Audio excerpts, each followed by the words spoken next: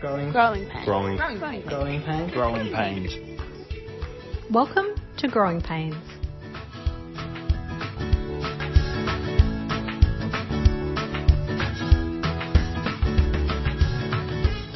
We have been having conversations from the moment we could speak as human beings.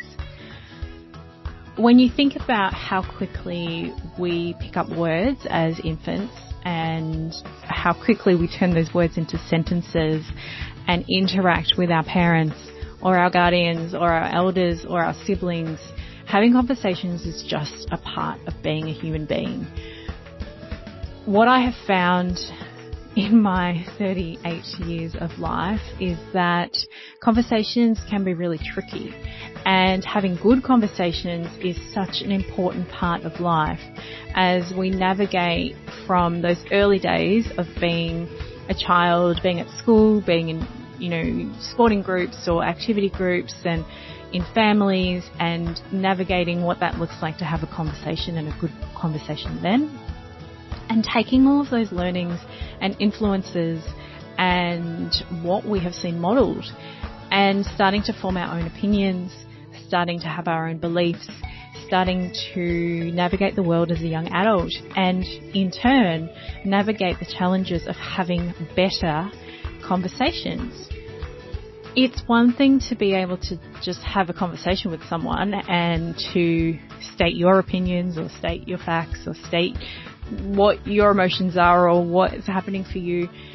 But listening forms such a big part of that as well, and that to and fro, that dance that is a good conversation is really, really important, and is 100% a skill that I think that we're all constantly adjusting and trying to be better at. So it ties in so well with today's episode, where I have the pleasure of speaking to not one, but not two, but three incredible women, and they are working together as a collective and making some real change in the world, becoming better together.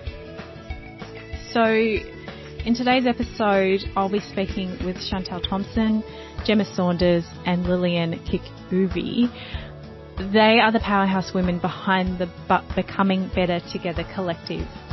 They believe that once we know ourselves, our contexts, and each other better, we can do better together in a culture first decade. That is why the collective's vision is becoming better together. The Becoming Better Together program is a bespoke program aimed at addressing this question: how might we create a culture of belonging and respect by having vital, authentic and brave conversations about diversity, equity and inclusion in order to become better together. So who are these three women? Chantel is a proud Bakenji Ningpa European woman and a mother of three children, including twins. Chantel has gone on to win 3 world titles in Jiu-Jitsu, all in her 30s, made bid for the 2016 Olympics in freestyle wrestling, was selected as an ambassador for the GC 2018 Commonwealth Games, and made it onto the Australian Wrestling Shadow Team for the GC 2018 Games, all whilst managing a family of 3. Now, I'm mindful that I'm reading this right now, but Chantel has actually clarified that she is a mother of 5. So my apologies, she is a mother of 5. Now, she managed all of this while managing her family, working and earning a double degree in teaching and arts, postgraduate certificate in Indigenous trauma and recovery, and starting her own business.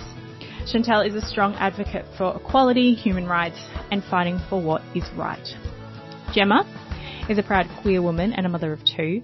Gemma has almost 2 decades of experience in human resource, spanning talent acquisition, diversity and inclusion, employee experience, organisational development, leadership development and organisational change.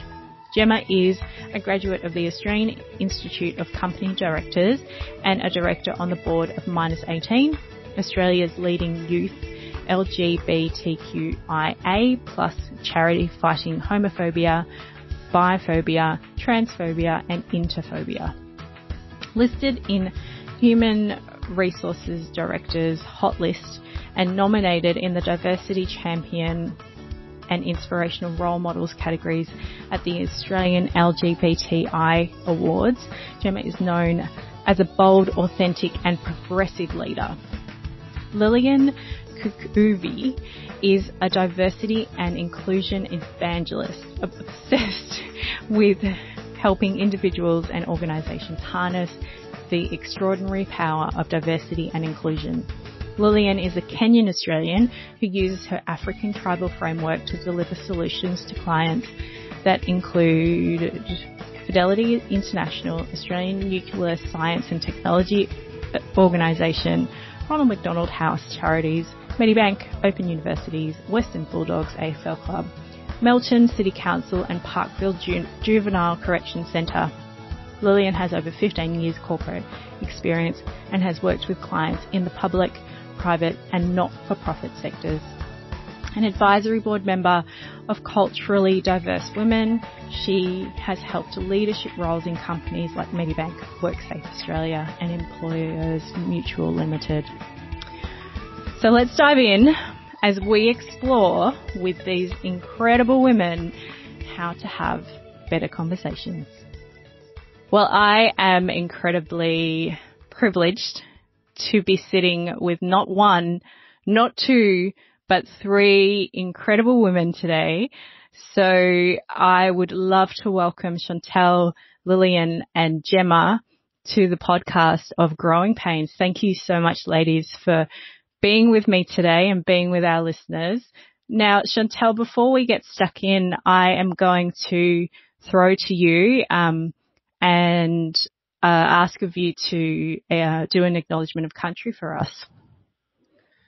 Thank you, Caroline, and thank you for having us all on the podcast today. I would like to begin by not only acknowledging but welcoming you all to this time and space as a Barkindji Nyimpa European woman of descent.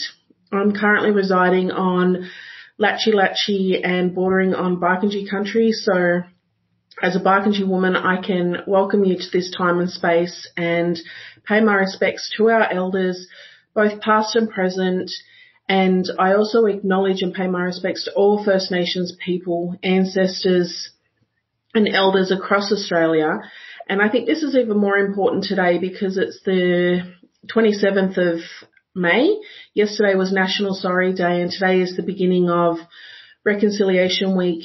And for a lot of First Nations people, it's a really heavy time sitting and acknowledging our shared history, the complexities of that. So in that vein, I acknowledge my ancestors and I say sorry to my ancestors for everything they experienced, and I acknowledge the work that we are doing through these platforms and together to create change across Australia.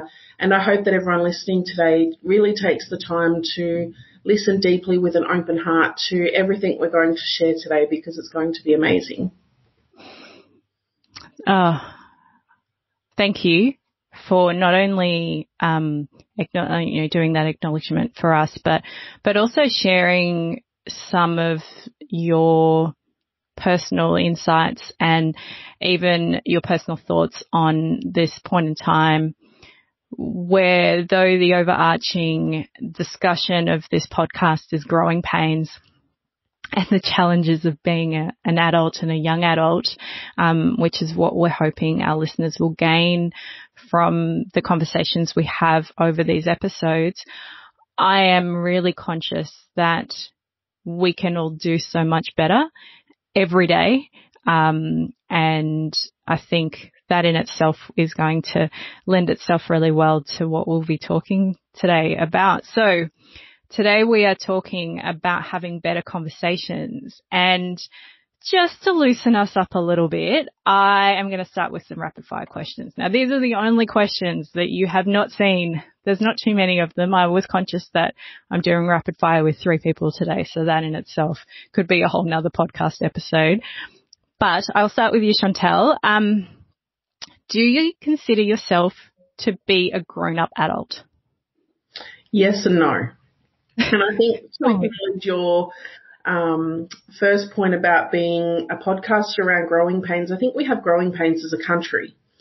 And Australia as a current concept is only 230 years old, whereas Aboriginal culture, First Nations people have been here since the beginning of time and have a documented history of 80,000 years plus. So when you compare the two, it's like having your 1000th generation grandparent come back to sit with you with a preteen in that concept. So I think it's a perfect platform. As a parent, as a woman who's in business, as a woman trying to navigate so many different roles and places, I think there's certain aspects where I feel like an adult, and then there's certain other things where I feel like I'm still open to learning and making mistakes and still figuring it out. Sometimes I go, oh yeah, I'm a 38, I'm almost 40. Like, what the heck? Why am I still thinking like that and needing like I need to seek permission? Oh, it's so true. I'm 38 as well, and I very much understand what you mean, and a mother as well. Lillian, what about you? Do you consider yourself to be a grown-up adult? No. Just flat out. Yeah, no, I'm just thinking, what is a grown-up adult? Like, who makes those rules? Who defines this? For me, in this season, I feel that I have everything that I have to make responsible choices as a businesswoman, as a sister, as a friend, as a colleague. So with regards to, from a societal point of view, being able to manage responsibilities, yes, I would say I'm a grown adult, but what is a grown adult? What is that? What is it? So I consider myself as somebody that is constantly evolving. And because of that, that means I'm growing all the time. I'm growing up all the time, showing up every season, every situation, every context. So I can't say I'm grown. I am growing. That's why I say no, because I'm not a grown adult. No, I've got a lot. An evolution. I like it. All right, Gemma, where do you sit are you just in the middle, or where are you? I think I'm a fully grown adult in what society wants me to be, but I'm trying not to be an adult actually, because I think that I think I grew up so quickly and so fast. I was the oldest sibling and had a lot of responsibility and had to do a lot of growing fast. And I think that what I'm trying to learn to do now is to let go of that and to just be playful and to be in the moment and to experience joy and curiosity and some of the things that I think I would have fast-tracked when I was younger in an attempt to grow up quickly. And I'm realizing there's so much joy in just being and playing and experiencing things from a curious angle. And, this adulting of knowing stuff. It's better to be a learner than a knower. So I'm trying to shake off the grown-up stuff and be more playful, actually. But I think in terms of societal boxes, I probably tick most things in a sensible way. But sensible isn't really serving me anymore. So I'm starting to shake off the politeness and the grown-up. Oh, you've all touched on so many factors that we believe to be, being an adult. But I will continue with my rapid fire questions. It's really hard to do rapid fire with 3 answers, by the way, but we'll get there. Chantel, what can you tell us and choose to share with us as your most embarrassing adult fail? See, the other two are like looking at me like, oh, I've got time to think about this. That's why it's not rapid fire. It's rapid fire, because I'll have to switch it around because it's not fair. Like, you get put on the spot. Everyone else is like, I can see their thinking faces, but go, tell us the adult fail. I don't know. I can't think of anything that's like embarrassing as such, but I think, trying to have an online presence and have, I guess, some sort of level of influence and a brand, and then having a very big family. So I'm the third eldest of 18, and I'm like Gemma. I had to grow up really quickly, and I really love what Gemma said about both Lillian and Gemma about just being more playful and kind of just letting things go and following the seasons. But whenever I think about if I got onto a really big platform, what that would mean around my family and my siblings, because some of my siblings can be really embarrassing, and they sit there actually like they'll bring up things like, oh, my sister's a 3-time world champion, but one time we're at our auntie's house and we were wrestling and she got taken down by her younger brother and knocked a hole in the wall. Didn't choose to admit that it was her, and then her younger siblings got in trouble for it for about 5 years until it was found out later that it was actually the wrestler in the family and the older brother that were actually the ones putting holes in walls. So it'd be those sort of things, not taking responsibility when you should. So it would be things from your childhood or younger life that would come to haunt you and embarrass you as an adult. Pretty much, yeah. And having the siblings do the pleasure for you because they're like, oh, you think you're a big shot? We're going to bring you down a peg or two. Oh, I love that. What about you, Lillian? Can you think of an adult fail or an embarrassing adult moment? I've got a number of adult fails. I guess what comes to mind being in the digital age is, being part of so many groups. So if you think about WhatsApp, we've got a WhatsApp group for everything. WhatsApp group for shopping, WhatsApp group for the family, WhatsApp group for life. And sometimes you get the WhatsApp groups or the groups on platforms confused and you send the wrong message to the wrong platform. And I've happened to do that. So I've happened to do that a few times, and that would be the most embarrassing. So what I've come to learn is just be a little bit more careful. Be aware of the group's name. Don't send messages at particular times. Just be conscious about the content. So I would say that would be the most embarrassing thing that comes to mind as an adult. Everyone has had that moment, be it even in a text to one person, let alone to a whole WhatsApp group. So yeah, that's a good one. What about you, Gemma? Oh, well, what I've realized as an adult is that embarrassment is actually healthy because it's fleeting. It comes and it goes. And I think when you start to take on the idea of shame, that becomes a whole different story. So I think you can actually appreciate embarrassment in a different way because it is fleeting. When you're older, it comes and goes. Whereas I think when I was younger, I definitely would have let that embarrassment turn into shame quite quickly. But, just as one example, when I was in the corporate world, they did this, team event for the corporate, games, this, sporting event. I am the least sporting person. I really enjoy a dance to Lizzo and Baker Boy, in my kitchen with my kids, but I am not really an athlete, and they encouraged me to get involved. And I said, why not? I'll give anything a go. And so I did the corporate triathlon, which was a swim through Sydney Harbour, and I couldn't really swim. So I did it as backstroke, and, and the category after me, backstroke. I tried to do it by backstroke because it was the only thing I was comfortable with. And then the group after me had to start while I was still in the water because I was slow. And then they even overtook me. And then I went to do the cycle and my friend was just laughing at me and I was thinking, that's really rude, Zoe. Why are you laughing at me? Not very helpful. She said, Gemma, you've got your bike helmet on back to front. So it was just a series of embarrassments and I crossed the line after the run. I wanted to throw up, but the most memorable moment was I had just such a beautiful brunch after overlooking the harbour. So everything is fleeting and everything's about perspective. That is so true. Oh, but in those moments, you're like, everyone's looking at me. And are the sharks going to get me? More importantly. Yeah, that's a whole nother conversation. That's a different podcast. So Chantel, who is a more grown-up adult or more adult that you rely on?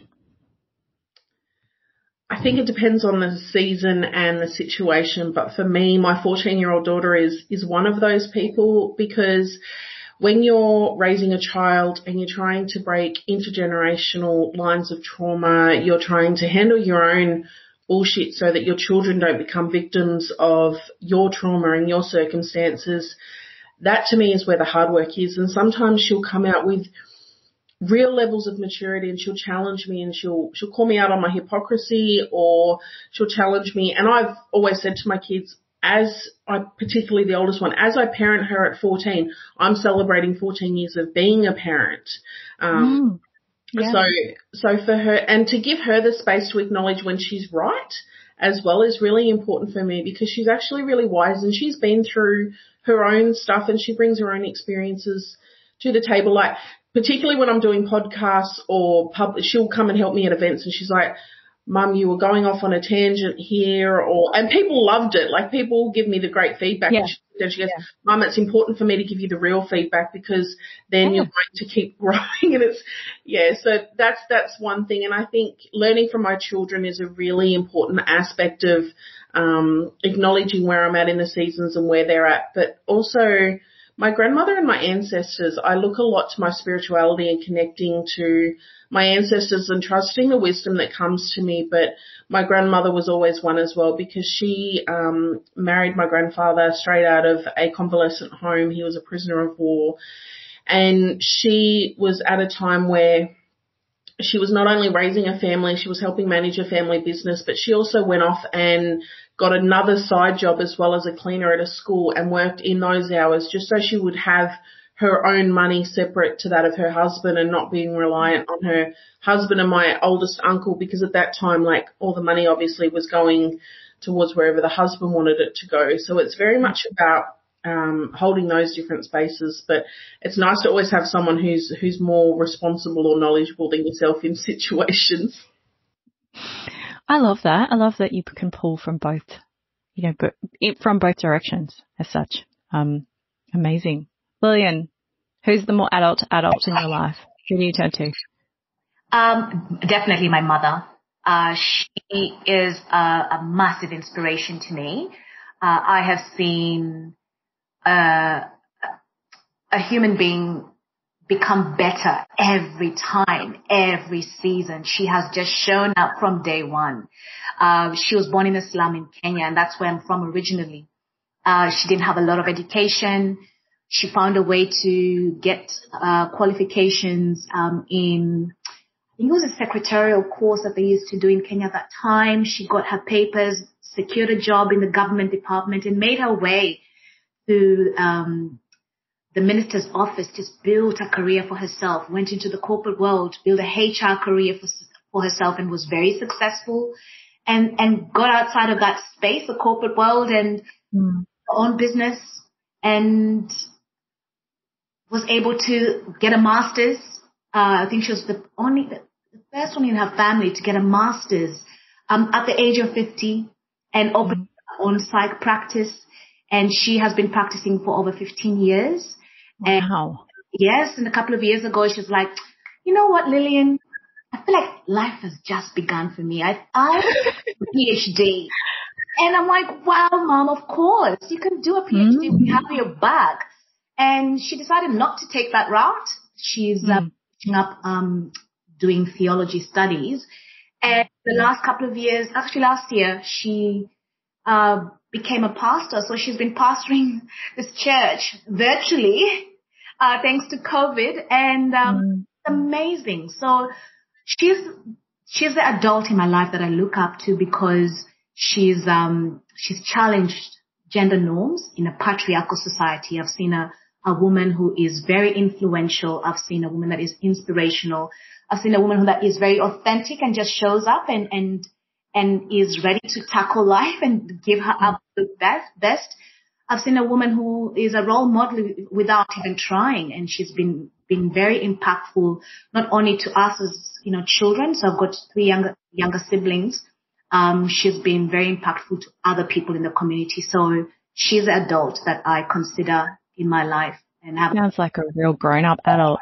Yeah, like, she really sounds like she knows what she's doing. But the fact that she's still learning is amazing. So yes, absolutely. Gemma, who's the adult you turn to? Definitely my wife, because I am the kind of creative. I love that. I love that so much. I have to turn to my wife because I am kind of a bit of a free, bit of a free bird and just, very happy to go with the flow. And that means that I never know when bills need to be paid and kind of forget some of those really fundamental life things. So I'm really happy that I've got someone who has strengths and wants to do that kind of house admin. And then the stuff that I get to do is planning we've got a caravan and we go off on different caravan trips. So I get to do all the planning around our adventures, and then my wife kind of is the very sensible, pragmatic one. So I think we can get to play to strengths. But I think to Chantel's point, about, your daughter Chantel, and I've got a almost 7-year-old, and I think there's also so much to learn from younger people as well, because they just have this ability to hold a mirror up to us about what's important and help us reflect on whether we're in our values or not, and just get us to sort of, reflect and check in with ourselves when life's going so quickly around us. So I would say it's also checking in with him, and then that adult pragmatic life stuff with my wife. So yeah, I think it's good to have people that can hold you and that, you can play to strengths around you, and whether that's your family or community, and whatever that looks like. You don't have to be it all. You can have your own strengths and, come together with others and get it done together. Yeah, so true. I'm a parent myself, so I very much understand where you're coming from. It's the mirroring. They mirror the things they can see in us, and they tell it how it is. There's not much of a filter there. So my last question for what is not very rapid but fire, it's a bit of a quirky one. Chantel, if someone was to play you in a movie of you and your life, who would you choose as an actress, to play you today, the age you are today, and then to play you at in your 60s? See, they're both looking at me now going, I can think about this. Poor Chantel, I've put her on the spot again. You are the only one technically doing rapid fire. I'm not really good with remembering people's names. You can just tell me, that woman or that person or the guy. Angelina Jolie comes to mind. Angelina Jolie comes to mind now, I think, because of her, or Sandra Bullock, those two are the ones that come to mind for playing now. Yeah. I think as an older female, she's the older lady that's, she sometimes does the action movie. She's out of that Red, and she's in Helen Mirren. Helen Mirren, that's the one. I think Helen Mirren would be the one that I would pick to play me as an older female, because as I'm getting older, and I feel like I'm shedding a lot of stuff that just doesn't need to be there, because I tend to seek out older women, one, because of attachment disorder in terms of not having had my mum around when I was younger and stuff like that, but also wanting to learn from others and looking for women who are 10 to 15 years in front of me going, what were you doing at my age? So then I get a realistic perspective of people going, I'm trying to be them now, when at the same age they were having similar struggles. Yeah. What would they do differently? And what was their greatest success, sort of thing, so that I can try and learn from their mistakes now and make different ones. So, and they're going to be yours. Yeah, and I think I'm learning to just not care as much about things and be, but also at the same time learning to be more subtle and strategic, which is not a key strength of mine. As a younger age, I feel like I'm becoming more refined and elegant, but I've still got that ability to just drive the point straight down when I need to. Helen Mirren would be able to do that. She's very good. Lillian, tell us who. You today and you in your 60s. I've just had a mind. Your brain's gone blank.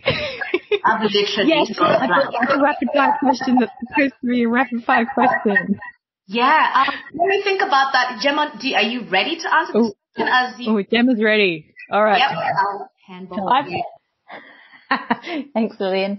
I've gone to kind of very typical queer icon world here. So I think I would have Sarah Paulson of the, Ratched and American Horror Story Play Me Now. I think that she just captures quirkiness and intensity and lightness in a way that I'm just not very one note. So I would choose her. And I reckon, as I'm older, like maybe Lily Tomlin, again, just like quirky, or like even Jane Fonda, like, but yeah, even kind of Jane Fonda, maybe. Yep. But yeah, Lily Tomlin, I think, if you haven't seen Frankie and Grace on Netflix, definitely, watch that.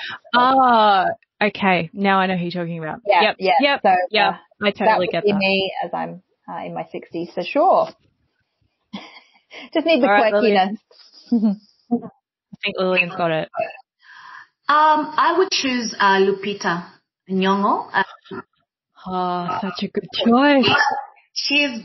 I align with, obviously, her being Kenyan. There's no bias there, but the fact that she really embraces her cultural heritage and has stepped on the international stage and showcased that without compromising who she is, where she comes from.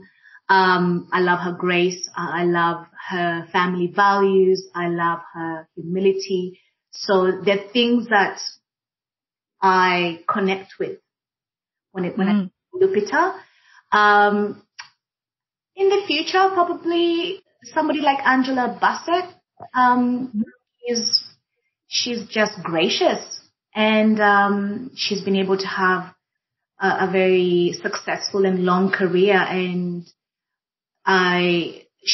she seems to understand the concept of, being a woman of color and showing up and doing that consistently and offering value and role modeling. So for me, I look at her as someone that could play me in the future, somebody that I aspire to be. I love that. Thank you. Thank you all for sharing all of your answers to some obvious questions, because we're talking about growing pains and becoming adults, but I had to throw in a bit of a quirky one at the end just to kind of see if I could scratch past the surface of what I can see in, across this tiny screen as I'm sharing a little bit about you with our audience and our listeners. So growing pains, we all have them. We're still having them. I'm not done yet. I think I'll still have them till my last breath. But one of the things that we're going to dive into today is this thing called conversations. We're having one now. I always say to my guests of any of the podcasts I do before we start recording that I don't censor anyone. So that to me is a big part of conversations. It's having the flow, having a safe space to share whatever comes to mind, being respectful of what you share in that space. Now, any of you are welcome to jump in and answer this, maybe not all at once, because that could be an audible nightmare for our producer who's going to have to put all this together. But, you've all come from different backgrounds and you're now forming this alliance with the focus of making change for the better for all of us to be better together. So when you think of your experiences as a young adult, what do you believe was the moment that really shaped you into who you are today? There may not actually just be one, but there may be one that comes to mind. Such an interesting question, and it's one that we often use in our program, actually, Caroline, because part of the work we do is to try and help people understand their own stories, because we rarely pause to understand who we are before we can be in community with others. And so one of the questions we often ask is, what are some of the moments that really shaped you? I don't think I have really one big moment, but for me it was a series of moments. So I think that idea of having quite a lot of responsibility quite young, being the oldest child. My mum was 17 when she had me. And so I felt like even in our household, there was just more that sense of pulling together, and jobs that had to be done as a family. And my mum was a single parent for most of our lives growing up with 3 kids. And so I think that just the sense of responsibility that comes quite young was a moment that shaped me. I used to babysit before it was like you were really even allowed to babysit probably, without any other adult supervisors there. Yeah, I know how to change a nappy and feed a child when I was 8 years old. Like it's just part of what happened. So I think that they're some of the moments that shaped me in a sense of responsibility and the care and generosity that I offer to others. And I think the other that I talk about in our program when I share my story, the 2 others are really my relationship with my granddad, who didn't really have a lot of money, came from a very, very poor background, but had a huge amount of love and humor and was always telling jokes, creating fun environments. He had a drawer in his house with fake noses and balloons he used to blow up and, these weird ventriloquist dolls that he used to bring out and do little shows with. And so that aspect of fun, I always reflect on that, in terms of how can I create humor and fun. And I think the final one is really just navigating my sexuality, to be honest, and spending a lot of time trying to conform to society's norms of exploring relationships with men, and then realizing that actually when I was most alive and free was when I was in a relationship with a woman, and navigating that for me was something that really shaped who I am today. Yeah. Amazing. Chantel? I think it's the same as Gem. It's like it's different seasons, but I think very early on realizing that there were other people who needed my protection. So from a really young age, being able to step up, and I'm known as the Barkindji warrior in my community, and always having the ability to stand up and fight for others, but also this courage to speak what was in my heart and being able to follow that calling in my heart. So I've never really had a roadmap to get me to where I am today, but I've always had this ability to follow that calling, and it's more like a compass as opposed to having a roadmap, because I'm too many bloody firsts in my family, and it's not something that I'm proud of. It's something I'm proud of to break those cycles, but it's something I wish wasn't the case, to be the first to finish school, the first to get a university degree and stuff like that. So I think for me, that ability to step up, and I had to realize from a really young age that I had to help myself before I could help others. And in order to be a guide or a light for others, I first had to, there were so many people who would say something and then contradict themselves. Like adults who would say, oh, you've got to learn to work hard. And then you would actually sit back and watch them and go, well, you're not role modeling that. So from a really young age, for me, it was about being what I spoke about. It was making sure that there was that credibility there and the truth that I was living the processes of the messages that I was sharing or wanting to give to others, and that I had to help myself before I could help others, because as an Aboriginal woman, as a mother, we're all about the collective. We're all about looking after others first, but we're a part of the collective. And I lost my mum at 42. In our communities, we're losing our elders at 50 and 60 before they even have a chance to become elders or to pass that knowledge on to the next generation.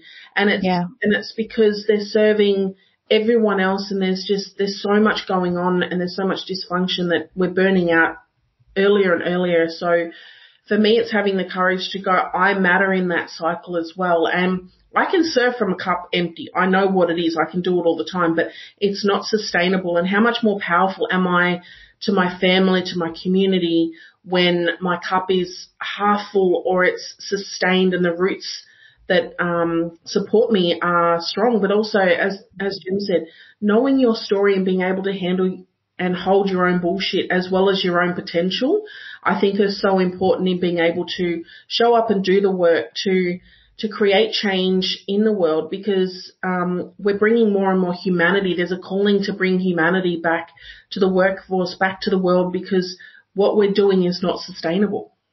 So true.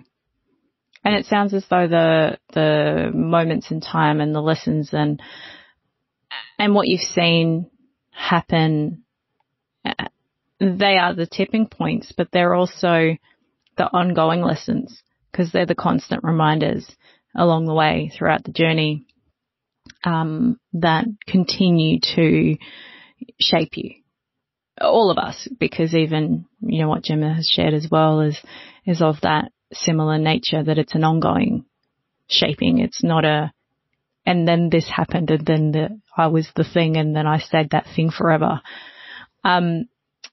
Lillian, I've actually heard you speak on stage, and so there are a few things I know about your story, but is there something specific that comes to mind for you? What's shaped me, there are many things that have shaped me, like, you know, what Gemma and Chantel have mentioned, but as a young adult, what played a big part, one of the things that played a big part is just the upbringing within the tribal context. My upbringing in Kenya, and within that tribal context, and also having philosophies that I followed. And that, for me, has had the biggest impact as a young adult for me. Being part of a tribe is incredibly special. Right now, and even as a young adult, it's just incredibly special to be part of this group of people where you share customs, you have a shared ancestral lineage and traditions. So what that means for me now, and what that meant for me as a young adult then, was that I just knew where I belonged. A strong sense of identity. It was just very clear. I belong to this tribe, and this is what it means to be part of this tribe. As a young adult, I had a really deep sense of connectedness with my fellow tribe members because we had a lot of shared experiences. I also knew that the tribe would be there for me. We have something called Harambee, which is basically a word from my native language, Swahili, that means joining together to achieve a common goal. Chantel talks about that collectivist approach that First Nations have, and we are quite similar. And how that plays out in our lives now, and how it played out in my life then as a young adult, is basically people just show up with what they have and contribute to the collective. It's about common good. And that sense of confidence as a young adult, knowing that people will be there and they will show up with what they have. Whether it's about raising money, raising kids, whatever it is, people would show up. And there was nothing too small or too big. It was about showing up in your privilege, and showing up in your lack, and in your whatever you had in your hands. That is what you contribute. And as a young adult, that gave me confidence, and it gave me confidence to know that my contribution was important, and it gave me confidence that if I needed help, there would be people that would rally around me. And it really set me up for my transition to Australia in 1999, coming here as a student, studying psychology, knowing how the tribe operates, having that Harambee philosophy as one of the many things that influenced me, allowed me to come in and navigate this new landscape as a culturally diverse woman. It also has given me the foundation to show up as I show up right now, as a human being, as an adult, to do the work that I do as a diversity and inclusion practitioner, to deliver this amazing program with Gemma and Chantel, and showing people how to become better together by really helping them with a conversational capability. That's been the most powerful thing. And I'm so grateful to my ancestors for that the gift of the tribe and the philosophy that they have imparted in my life. Wow. There's so many moments already that I'm like, oh, we could just stop there. That was amazing. Lillian, you said a word just then that I feel like I hear every day right now, though it's complex and complicated in the world that we're in. I feel like I'm constantly hearing this topic on diversity, and I feel like we're not quite there, And there's still some significant challenges around having respectful and open communications that are with a diverse lens. So, Gemma, I'm going to throw to you with this one. With this world that we're in, we've got children around the same age by the sounds of it. What do you think to be, the common discussion points, and what do you think we need to be doing more of so we can be having better conversations around diversity and in these challenging environments? Whew. How long do we have, Caroline? No pressure. Well, can you fix it for us, please? Yes, I think no, I can't. But I think we can start, right? So I think that you're right in the word that you used around, it's complex. But I think there are some things that certainly Lily and Chantel and I talk about through the work that we do, which are that, and I guess part of the reason that we came together with this idea of how do we become better together? How do we stop having such an individualistic focus on some of these things and start to come together, in terms of sharing, the common understanding, sharing humanity and being in community with one another. How do we do that? And, how do we become better humans to other humans, right? That's kind of what we all, I think, I assume positive intent with people. And I think most people are good people and actually do want to be good to one another. And so I think the first thing that we talk about is we need to stop shying away from conversations, just because we don't know the right answer, because quite often there is no right answer. And that there are, multiple ways to understand someone's experience, and so shying away from the conversations altogether isn't the answer. So we really need to help people understand, give them some mechanisms and some tools to lean into these conversations with empathy. And I think part of that is helping people to seek to understand, not to reply or respond, because that's what we see in the age of social media is, and don't get me wrong, I've been caught up in this. I've been sat there for hours on end, especially through lockdown, being like this keyboard warrior, like responding to people. That's not right. That's not true. Kind of going at people and attacking and attacking and attacking. And I know that some of that is through my own pain and, wanting to be a great ally or just wanting to support my community, and some of it's projecting my own experience around shutting down homophobia online. But you know what? I can't change those people's opinions by attacking them quite often.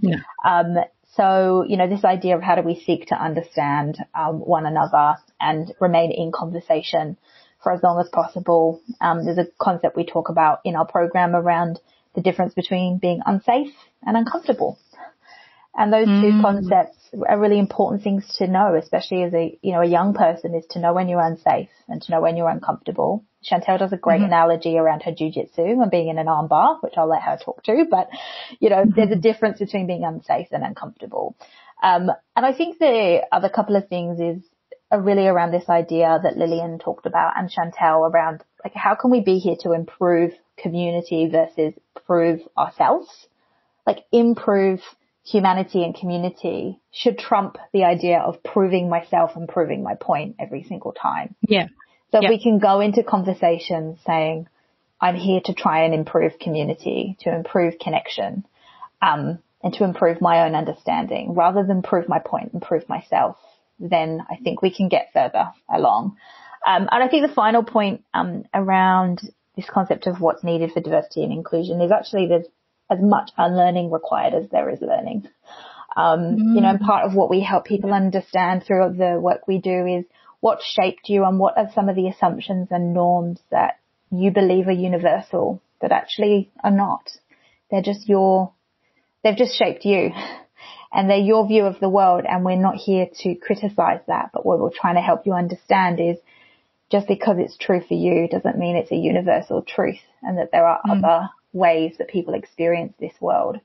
And so unlearning some of the unhelpful norms and assumptions that we've developed over time is also part of the process. And I think there's a lot of work out there being done on how do we do new things in D&I, and how do we add and how do we learn? But actually there's not much talk or enough talk on unlearning some of the things that are getting in the way of inclusion. I think it's really interesting that you say that last point, because though our community who are our listeners are all different ages and stages and seasons of their life, there's definitely a purpose to this particular podcast to support our younger adults. But I think we underestimate how much even young adults need to unlearn, because they have mirrored and mimicked and, shadowed their parents, their guardians, their elders, their teachers, their coaches, their whoever is giving them, be it subtle or very direct influence in their life. And, I naively probably looked at the concept of what we wanted to create for this particular podcast series and thought, yeah, let's teach them some of the things. But I hadn't even thought about the fact that we probably need to be open enough so they can unlearn some of the things, and we can share, even some of those embarrassing stories that we've shared so far or whatever else, and go, hey, this is an opportunity to unlearn the fact that being embarrassed doesn't need to come with 20 years of carrying shame or whatever the scenario is. So yeah, that's a really brilliant way of looking at it. I love that point about unlearning. And I just wanted to add on to that. And the importance of young adults to invest in the unlearning now before they get to, the older stages when it becomes really difficult. So this is the best time to do that. And what I also wanted to call out is the importance of personal responsibility. No one can do the unlearning. It's only that person is to want it and be committed to the unlearning process. And this is incredibly important in helping us create a better community. It's incredibly important in helping us to be better together, because change will only happen if every person plays their part. So that's the call out to young adults. Do it now. Invest in the unlearning now. That is part of being better together. Definitely. Now, Chantal, I know you have your hands busy with a bubba, which segues very well into my next question. So I'm hoping you can still unmute yourself. You are the mother of 3 children. You are currently caring, I can actually see you caring for your very, very small, tiny, fresh new baby. But as a mother of 3, what skills do you believe young people need when it comes to having good conversations, let alone better conversations? Like, some of them may be just harnessing some of these skills in their teens and early 20s. I've got 5 children, Caroline. I've got a 14-year-old. Oh, that's right. Sorry, my apologies. No, you did say okay. that earlier in our discussion. I've just counted 2 of them. That's okay. I've got 11-year-old twins. I've got a 6-year-old kinship daughter. So in our community, we sometimes adopt our siblings' children as our own. And they may not always live with us, but she's my kinship daughter. And I have a 3-week-old newborn son. So it's a really good question as to what skill sets young people, first and foremost, they need adults in their lives who have the courage to role model that. Because first and foremost, the biggest thing I've learnt being a parent is that it's not what you say, it's what you do that is the most important thing when it comes to your children. And my son, my youngest child, is a boy. He is going to get a completely different parent, both culturally, emotionally, spiritually, physically, and a lived experience growing up to what my 3 older children did, because I was 22 and 25 when I had my other children. And I was unlearning. But also there's this concept of decolonization that's getting stronger within not just Aboriginal cultures but around the world as well. This process of going, hold on, Western culture isn't the only culture out there, but it's the most dominant one in the world at the moment, especially in the industrialized world. And the fact that, hold on, you want to talk about sustainability, you want to talk about mental health and mindfulness and all this. Why aren't we looking to the oldest living cultures in the world, not just First Nations culture, but cultures that have done community, that have done family, that have done living with the natural world since their inceptions? Why are we not letting go of the ego? Because we've got white males that are still the dominant ones in power, and yet I'm expected as an Aboriginal woman to go and do cultural safety training for 20 CEOs, white males, and hold on, you're psychologically unsafe, so I need to create a safe space for you. But then when I finish that training, I can walk out of the room and pick up my phone and see that another young Aboriginal First Nations young boy has been put in jail. My son is more likely to go to jail than he is to finish school.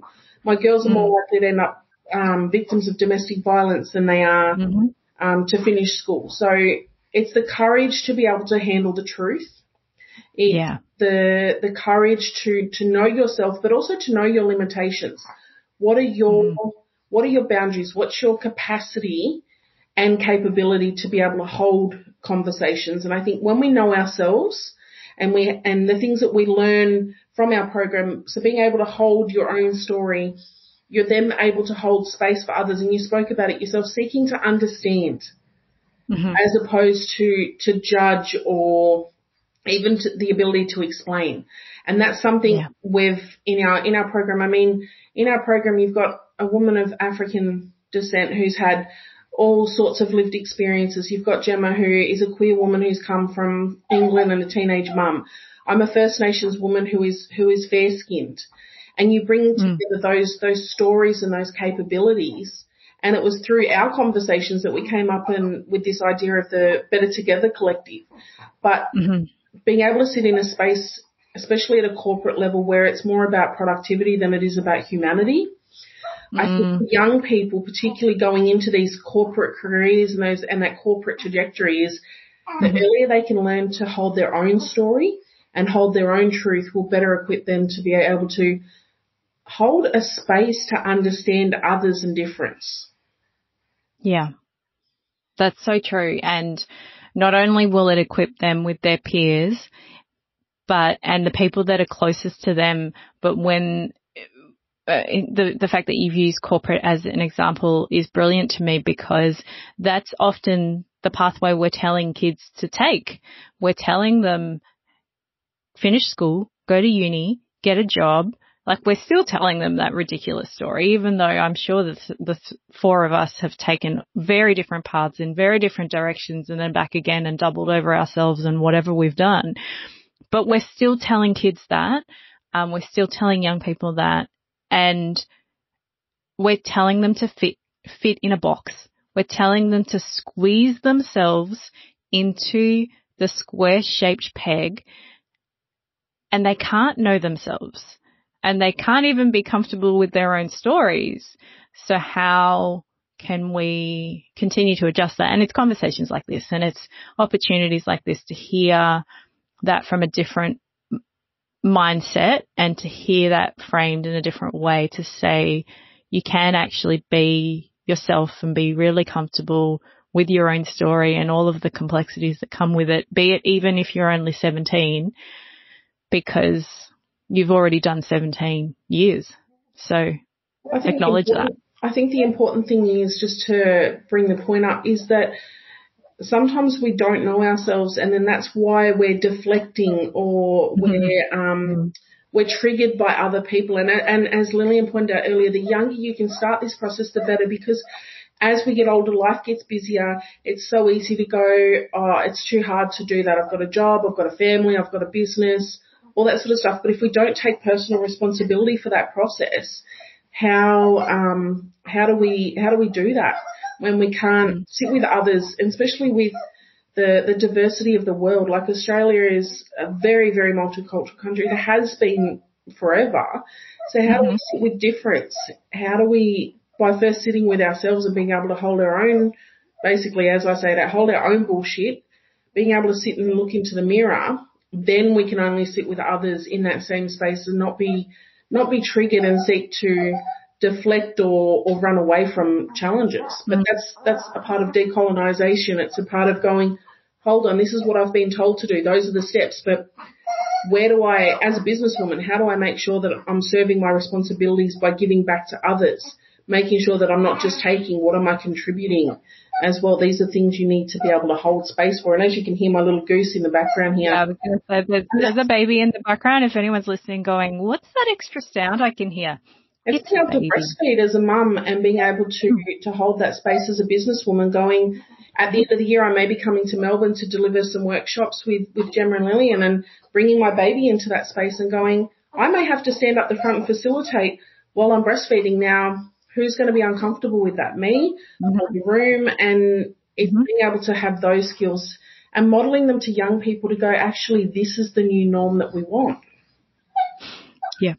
Yeah. And it's all about that modelling. And I guess that ties in with my next question for you, Lillian, as an immigrant myself.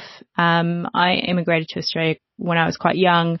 But you talked briefly just a moment ago about what your tribe had equipped you with the skills and the support, be it verbally telling you that you had their support, but also whatever else came from the years that you have spent in your tribe. How have you found the challenges to integrate into Australia, and when it comes to young people who maybe have recently immigrated to Australia or have immigrated into a English-speaking, Western, colonised, closed-minded, often unsafe environment, is there something that you've found to be helpful when it comes to sharing those conversations? So as a Kenyan Australian, I have had to learn a lot of lessons in the last 22 years. Navigating life as a culturally diverse woman has been exciting and also very challenging. I came to Australia at the age of, I think, 19 or 20. And prior to that, I had about 20 years of, as I mentioned before, growing up in a tribe, growing up with a large extended family. And I was part of the Black majority group. And I moved to Australia to pursue my university studies, and my life changed suddenly. All of a sudden, I was in the racial minority and was not equipped to deal with that change. Yeah. I had understood colonization, given my country had been colonized by the British for many, many years, and many other cultural groups came through, like the Arabs and the Portuguese. So colonization, I understood that. I heard stories from my family who were impacted directly by colonization. They had to deal with inequity, oppression, their human rights being abused. I also understood racism from an intellectual perspective as well, because studying racism in school, looking at what was happening in South Africa at that time with apartheid, understanding the history of slavery.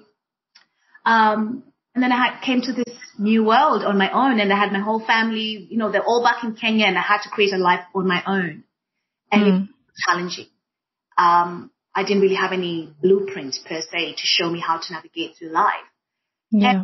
And I struggled for many, many years. Because I felt rejected by people through discrimination, whether it was racism, whether it was racism or microaggression, because I felt rejected by others on a regular basis, I started rejecting myself. And this is what I talk about in my keynotes. I started masking. My cultural heritage all of a sudden was an issue for me. And I tried to mask whatever I could so that I could belong. I was in my tribe. Remember I talked about that sense of belonging. Yeah. I did not have that here. Many years of masking and carrying this burden of not showing up authentically and not embracing who I was, my health and well-being was impacted, and I had to make a change. And I think that was about 12 to 15 years ago. That was a turning point for me, when my relationships were compromised, my health and well-being was basically down the toilet, and I decided to go back to my origins, go back to my roots, go back to the philosophies that have influenced me all my life. And literally about creating a tribe here that made sense for me.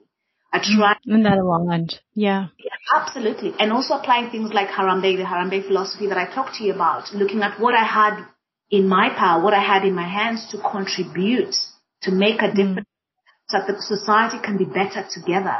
And years since making that change, I have intentionally shown up and contributed with my knowledge, my expertise, my qualifications, my networks, and exercise that Harambee spirit over and over again. And that's what we do with this program, Becoming Better Together. It's really about us showing up and exercising the Harambee spirit, so that people create a culture of belonging and respect, not only in their organizations, but also in their community. So my encouragement to young people is, look at where you come from. Your superpower can be the thing that you're also rejecting. For me, I rejected my cultural heritage for some time, and now it's serving me. So look at that and find ways to contribute, because your contribution is important to actually creating a humanity that we can be proud of in this century. Gemma, if you could give some advice to your 18-year-old self, what would it be? I think for me it would be, don't fight your sexuality and instead explore it would be the first one. I think this idea of get to know yourself before being so fixed on trying to fit in with others that you actually abandon, through the process, you actually abandon the parts of you that you love the most in service of trying to fit into one of those boxes or one of those lanes that sort of society tells you to strive towards. It would be to, not abandon yourself in the process and actually get to know yourself. And one thing that Chantel said in one of our early interactions that has always stuck with me is this idea of belonging to yourself, before you can belong to others. I reckon I just spent so long trying to attach myself to others, like even in primary school, finding a group of friends. Like, it's okay to just be on your own and enjoy your own company and have a few friends, not having the most friends and being popular. Like, I never even realized this concept of like belonging to myself and holding my own self-respect and boundaries. So, I think it would be to try and figure that out quite early as well. What about you, Chantel? If you could give advice to your 18-year-old self, what would it be? So much. We don't have enough time. What's the top thing? I think, like Jem said, belong to yourself first, because as a woman, as an Aboriginal woman, as a mother, like, I belong to so many different groups and so many different roles that I can be pulled in so many different directions. So first and foremost, understanding yourself and all parts of yourself, because my darkness and my shadows are not my enemy. But if I don't learn to embrace them, they can be my destruction and my downfall. Sometimes it's about surrendering to the journey as it is rather than how you want it to be, which is something that I'm learning now and processing. That particularly I had a very difficult birth with my son, which is a completely different conversation. But something a psychologist said to me a few years ago, he said that I kept coming to him with the same problem, and it was about my family. It was, I love them, and every time I go home, I'm showing up for them, but no one's showing up for me. And he goes, maybe it's your unrealistic expectations of your family and situations that is causing you pain, as opposed to the situations. Maybe it's about learning to love people for who they are rather than who you want them to be, and then putting in place boundaries about your interactions with them. And I really took that away and applied it to my whole life experience and output. And it's about accepting reality for what it is and people for who they are, and then working towards a reality that and the experience that I want to have, whether with that person or that situation, of finding the sweet spot in the middle. And a lot of that comes from self-love and being able to show up for myself, because while I was grieving the people who didn't show up, I wasn't celebrating or acknowledging the people who did choose to show up. And just listening to Lillian and Gemma, and they're a part of the tribe that I wish that I'd had a lot earlier, and that I wish that I had in person here. But every time we see each other and we gather, they see me. I can show up in all parts of myself, in what I don't know in business. I've never had a corporate career. I never feel less than in this group. And when that imposter syndrome comes up or that voice comes up, I can speak that truth in this space and have them both go, not here. It doesn't need to be. I can be seen, loved and valued and respected for who I am and what I bring to the table. And I think that's the other advice, is find your inner circle of people that you can be seen and heard and loved, but also held accountable as well. Like people who can hold you accountable to your own responsibility, but also not hold you in judgment of that. I know that's a big tangent, but that question really something I'm asking myself a lot right now while I'm in this space of just in between so many different spaces. Definitely. How about you, Lillian? You've talked a little bit about that time of your life, but would there be any particular advice you'd give to your 18-year-old self? It's basically what Chantel said. If you can create the tribe early, create it now. This is the best time to do that. I lost a lot because it took me a while to create the tribe that I have now. I was not intentional. Like Gemma, that sense of belonging and, wanting to fit in. So I compromised a lot of values, my personal values. And so if I had the tribe that I had now, then I'll be in a very different space. So my encouragement would be intentional about the tribe that you create. Curate. Like literally, you know how an employer would go through that vetting process and before they hire you, or even just before you allow anyone to come into your house, you need to be safe. You need to know them. Just exercise intention and vet the people that are part of your tribe. And if it's not working, uproot. Deal with that quickly, because that can be also very toxic. I think that's really important. So intention about building the tribe, and also seeing the tribe as a place that is sacred. It is a sacred space, because in that tribe, it's like a well. I talked about that sense of identity, sense of belonging, all of the benefits that we enjoy in Africa being part of a tribe. You can enjoy the same benefits with a tribe that you curated yourself. And that is also your safe space where you can practice to have those conversations, those awkward conversations. It's your safe space to fail safely, and it's your safe space to practice until you have the confidence. So what we talk about in our program is we have a conversational framework that we show leaders and organizations and individuals on how they can apply that conversational framework to have better conversations. So use your tribe to practice, and then you can go out to the community and be better and show others on how that can be done. So I think that's my advice. Create your tribe and role model that for others so we can be better together. Well, on that note, I think that our listeners will regardless of what stage they are in their lives, there is a lot to take away from what we've discussed today. A lot of easy things to implement and a lot of things that take a lot of personal work, a lot of that deep self-work that is what we're all supposed to be doing on the journey that is becoming an adult, becoming, a better human, being better together, and just doing life as we, continue to do that with our growing pains. I thank you, all three of you, for your time today. And to our listeners, we look forward to sharing more with you on the next episode of Growing Pains. So there you have it. Some really brilliant, insightful words from 3 powerhouse women who are well and truly working together to be better together.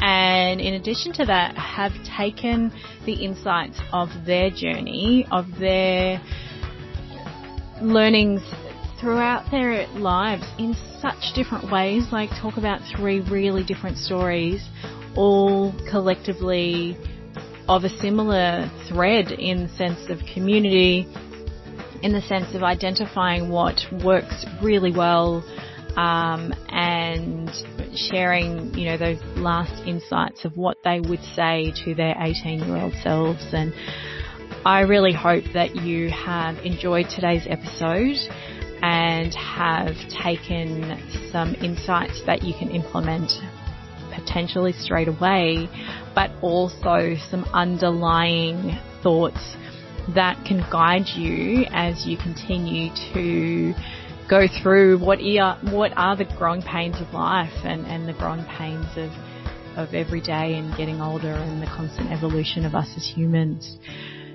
If you enjoyed today's episode, we would love you to leave us a review and let us know through your podcast app that you are enjoying this series. Please pass it on to a friend. So there's many ways of sharing this. So you can share it on social media, or just simply sending this podcast episode to a friend via a message and saying, hey, I heard this and I really think that you might gain something from it, or I just thought it was great. But definitely subscribe to make sure that you don't miss the next episode. And we thank you for your time today and hope that you get through tomorrow, today, whatever is next for you on the journey with a few less growing pains.